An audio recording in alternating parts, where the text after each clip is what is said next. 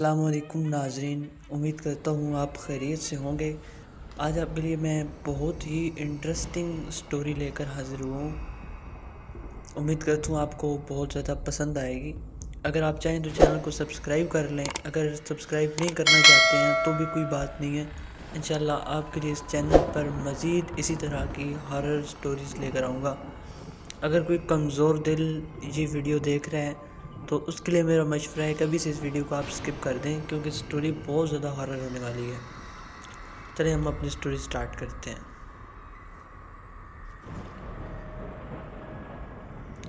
16 سال بعد مجھے اپنے پرانے محلے جانا پڑ گیا۔ میں اتنے سال بعد اچانک اس محلے میں آیا تھا۔ سب کچھ بدل چکا تھا۔ یہ وہ محلہ تھا جب میں نے اپنے بچپن، اپنی زندگی گزاری تھی۔ 16 سال بعد مجھے اپنے پرانے محلے جانا پڑ گیا۔ میں اتنے سال بعد اچانک اس محلے میں آیا۔ یہاں پر سب کچھ بدل چکا تھا۔ یہ وہ محلہ تھا جہاں میں نے اپنا بچپن، اپنی زندگی گزاری تھی۔ پھر ابو کے تبادلہ ہو گیا اور ہم نے یہ شہر ہمیشہ کے لیے چھوڑ دیا۔ اور آج جب اتنے سال بعد ایک بار پھر اسی محلے میں واپس آیا ہوں تو ایسا لگتا ہے جیسے کچھ بھی پہلے جیسا نہیں ہے۔ میں پرانی گلیوں میں چلتا جا رہا تھا، وہاں کوئی مجھے نہیں جانتا تھا۔ چلتے چلتے ایک پرانے گھر کے سامنے میرے قدم خود بخود رک گئے۔ اس گھر کی ساری دیواریں ٹوٹ چکی تھیں اور دروازے بھی پرانے ہو چکے تھے۔ اس گھر کو دیکھ کر مجھے بہت کچھ یاد آنے لگا۔ وہ ہمارے پڑوسیوں کا گھر تھا اور میں اپنا بچپن اور جوانی بھی اکثر ان کے گھر کھیلنے کے لیے جاتا تھا۔ سچ پوچھے تو کھیلنا صرف ایک بہانہ تھا۔ میں اصل میں شبانہ کو دیکھنے جاتا تھا۔ شبانہ بہت خوبصورت اور میری سب سے اچھی دوست تھی۔ دوست وہ صرف بچپن تک تھی، جب میں کچھ بڑا ہوا تو مجھے اس سے پیار ہونے لگا۔ وہ بھی مجھ سے بہت پیار کرتی تھی۔ پھر ہم لوگ ہمیشہ کے لیے یہ محلہ چھوڑ کر چلے گئے اور شبانہ یہیں رہ گئی۔ شبانہ کی ایک بہت اچھی دادی بھی تھی جو مجھے بیٹے کی طرح پیار کرتی تھی، اور میں بھی انہیں اپنی سگی دادی کی طرح سمجھتا تھا۔ مگر اب تو کچھ بھی نہیں رہا تھا۔ شاید اس کی شادی ہو گئی ہوگی اور اب تو اس کے بچے بھی ہو چکے ہوں گے۔ اتنے سال جو گزر چکے تھے، اور اس کی دادی تو اب یقیناً فوت ہو چکی ہوگی، کیونکہ وہ تو اس وقت بہت بوڑھی اور کمزور تھی، اور اب تو اتنے سال گزر گئے۔ اور مجھے اس بات پر بھی یقین نہیں تھا کہ یہ گھر اب بھی انہی کا ہے یا وہ بھی یہ گھر چھوڑ کر چلے گئے تھے۔ پھر بھی بے اختیار میں نے دروازہ کھٹکھٹایا۔ تھوڑی دیر بعد دروازہ کھلا، اور جس نے دروازہ کھولا تھا اسے دیکھ کر میری سانس گلے میں اٹکنے لگی۔ میں صدمے اور حیرت سے اسے دیکھے جا رہا تھا۔ وہ شبانہ تھی، بالکل ویسی ہی شبانہ جیسی میں اسے یہاں پر چھوڑ کر گیا تھا۔ وہ بالکل بھی نہیں بدلی تھی، نہ اس کے چہرے کا رنگ بدلا تھا اور نہ ہی اس پر وقت گزرنے کا کوئی اثر ہوا تھا۔ وہ ابھی بھی ویسی ہی خوبصورت اور جوان تھی۔ مجھے دیکھ کر اس نے اداسی سے کہا، تم آ گئے باسط، میں اتنے سالوں سے تمہارا انتظار کر رہی تھی۔ تم یوں بنا بتائے چلے گئے تھے، ایسے بھی کوئی جاتا ہے بھلا؟ میں نے اس کی بات سن کر کچھ شرمندگی سے سر جھکا لیا اور معذرت کرتے ہوئے بولا، آئی ایم سوری شبانہ، اس وقت حالات ہی کچھ ایسے تھے، اور یہی وقت کا فیصلہ تھا کہ ہم دوست یہاں سے جدا ہو جائیں۔ میری بات سن کر اس نے اپنی آنکھیں صاف کی اور بولی، چلو ابھی یہیں کھڑے رہو گے یا اندر بھی آؤ گے؟ شبانہ کی بات پر میں اندر ان کے گھر میں چلا گیا۔ ان کا پرانا گھر بالکل ویسا ہی تھا جیسے 16 سال پہلے تھا، کچھ بھی نہیں بدلا تھا۔ میں اندر جاتے ہوئے گھر کا جائزہ بھی لیتا جا رہا تھا۔ پھر چلتے چلتے میں اچانک ٹھٹک کر رک گیا۔ میرے جو سامنے نظر پڑی تو میں شاکڈ ہو گیا۔ سامنے ایک چارپائی پر شبانہ کی دادی بیٹھی تھی۔ میں اس کی دادی کو زندہ دیکھ کر حیران تھا۔ اتنے سال بعد نہ صرف وہ زندہ تھی بلکہ ویسی کی ویسی صحت مند تھی۔ میں آنکھیں پھاڑے انہیں دیکھے جا رہا تھا، ایسا کیسے ممکن تھا؟ پھر میں نے اس کی دادی کو سلام کیا۔ دادی نے مسکراتے ہوئے میری طرف دیکھ کر کہا، کیسے ہو باسط؟ اتنے سال بعد کیسے یاد کیا ہم غریبوں کو؟ میں دادی کی بات سن کر مزید حیران ہوا۔ انہوں نے صرف ایک نظر دیکھ لینے پر ہی مجھے پہچان لیا تھا، جبکہ میری شکل اتنے سالوں میں کافی تبدیل ہو چکی تھی، اور جب میں یہاں سے گیا تھا تب میرے چہرے پر داڑھی بھی نہیں تھی۔ میں ان کی یادداشت پر کافی حیران تھا۔ پتہ نہیں کیوں لیکن میرا دل کہہ رہا تھا کچھ غلط ہے۔ میں نے مسکراتے ہوئے کہا، میں ٹھیک ہوں، آپ کیسی ہیں دادی؟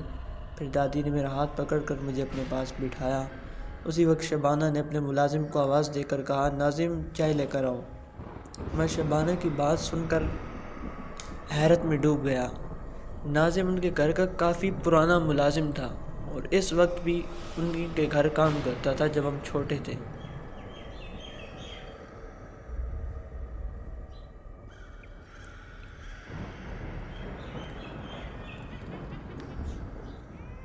اور آج اتنے سال بعد بھی وہ اسی گھر میں ملازم تھا۔ میرے لیے یقین کرنا مشکل ہو رہا تھا۔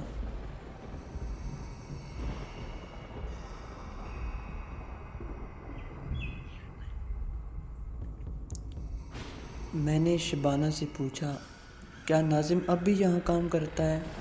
شبانہ مسکراتے ہوئے بولی، ہاں ناظم اب بھی ہمارے گھر میں کام کرتا ہے۔ سب کچھ وہی ہے جیسے تم چھوڑ کر گئے تھے، بس تم ہی ہو جو بدل گئے ہو۔ شبانہ نے شکوہ کیا اور میں اس شکوے پر مزید شرمندہ ہو گیا۔ پھر شبانہ کی دادی نے ایک نہایت عجیب و غریب بات کہی، بیٹا تم نے ہمارے گھر میں موجود قبریں دیکھ لیں؟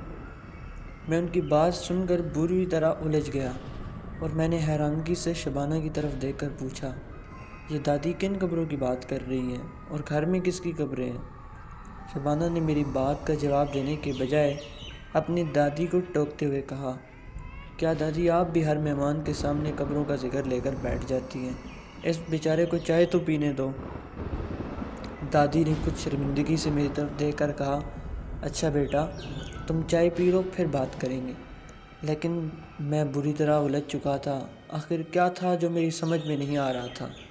میں وہیں دادی کے ساتھ بیٹھ کر باتیں کرتا رہا اور دادی نے شکوہ کرتے ہوئے کہا، تم اتنے بڑے آدمی بن گئے، دوبارہ اس محلے میں ہی نہیں آئے، ہم تمہارا انتظار کرتے رہے۔ میں نے دادی کو سمجھاتے ہوئے کہا، دادی بس حالات ہی کچھ ایسے ہو گئے تھے کہ دوبارہ نہیں آ سکا۔ میرا بہت دل کرتا تھا میں آپ کے پاس آؤں، آپ سب سے ملوں۔ دادی نے بڑی محبت سے میرے گال پر ہاتھ رکھتے ہوئے کہا، اچھا تمہارے امی ابو اور باقی بہن بھائی کیسے ہیں؟ میں نے مسکراتے ہوئے کہا، سب ٹھیک ہیں دادی، اور امی تو آپ سب کو بہت یاد کرتی ہیں۔ پھر میں نے شبانہ کی طرف دیکھ کر کہا، شبانہ تم نے اب تک شادی کیوں نہیں کی؟ میری بات پر شبانہ نے دکھ بھرے لہجے میں کہا، میں تم سے شادی کرنا چاہتی تھی، تمہارے علاوہ کسی اور سے کیسے شادی کر سکتی تھی، اور تم مجھے چھوڑ کر ہی چلے گئے۔ شبانہ کی ہر بات پر میرے پرانے زخم تازہ ہو جاتے تھے۔ پھر ان کے گھر کا ملازم ناظم چائے لے کر آیا۔ میں ناظم کو دیکھ کر ایک بار پھر الجھ گیا، کیونکہ ناظم اب بھی ویسا تھا جیسے 16 سال پہلے تھا۔ وہ بالکل نہیں بدلا تھا اور نہ ہی اس کی عمر بڑھی تھی۔ میں سوچ رہا تھا، کیا اس گھر میں رہنے والوں پر وقت گزرنے کا بالکل اثر نہیں ہوا؟ سب کے سب ویسے ہی جوان تھے جیسے میں ان کو چھوڑ کر گیا تھا۔ اب تو مجھے یقین ہو گیا تھا کہ کچھ نہ کچھ واقعی عجیب ہے۔ ناظم نے چائے رکھ کر مجھے دیکھا اور خوش ہوتے ہوئے بولا، باسط بابو آپ اتنے سال بعد ہمارے گھر کا راستہ کیسے بھول آئے؟ وہ بالکل ویسا تھا، وہی آواز، وہی لہجہ۔ میں نے کہا، یا ناظم تم تو بالکل بھی نہیں بدلے، اتنے سال بعد بھی بالکل ویسے ہی ہو جیسے پہلے تھے۔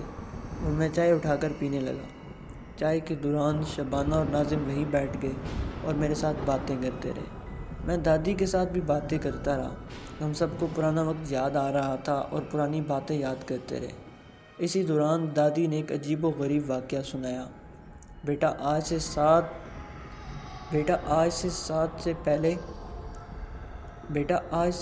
سال پہلے 12 دسمبر سن 2004 کی صبح ہمارے گھر میں 2 چور آئے تھے۔ انہوں نے ہم سب کو پکڑا اور گھر کا سارا سامان لے گئے۔ پھر ان چوروں نے ہم تینوں کو رسیوں سے باندھ دیا اور بندوق نکال کر ہم تینوں کی طرف بڑھے۔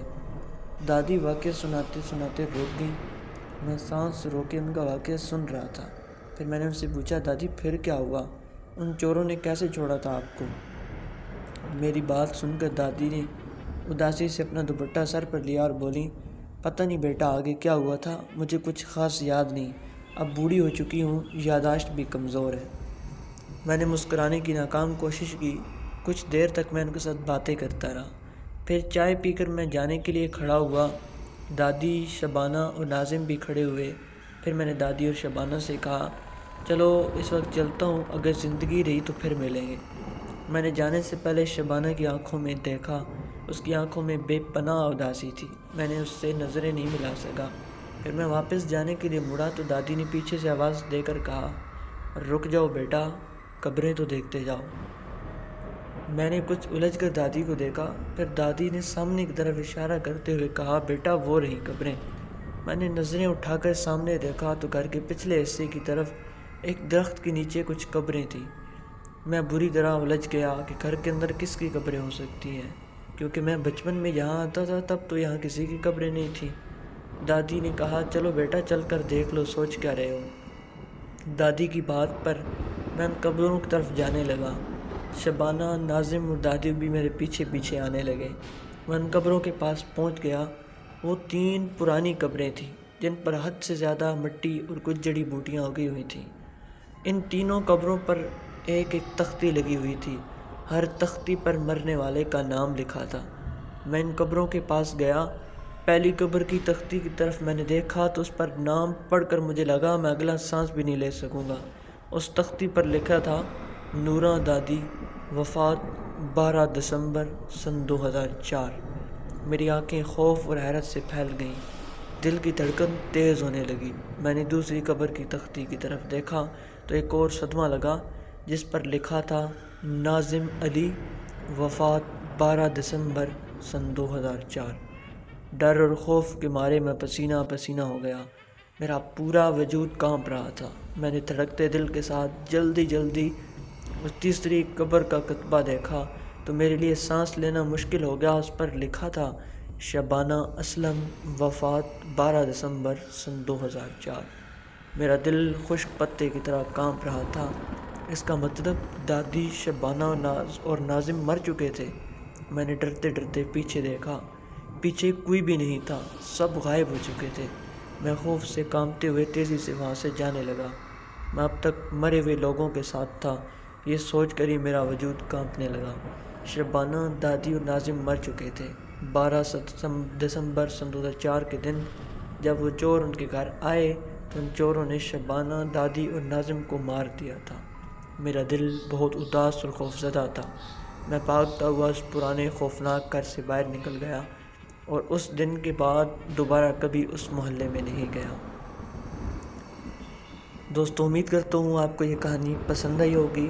اسی طرح کی مزید ہارر سٹوریز کے لیے، مزید اگر آپ اس طرح کی کہانیاں سننا چاہتے ہیں، میرے چینل کو سبسکرائب کرنا نہ بھولیے گا۔ ملتے ہیں نیکسٹ ویڈیو میں۔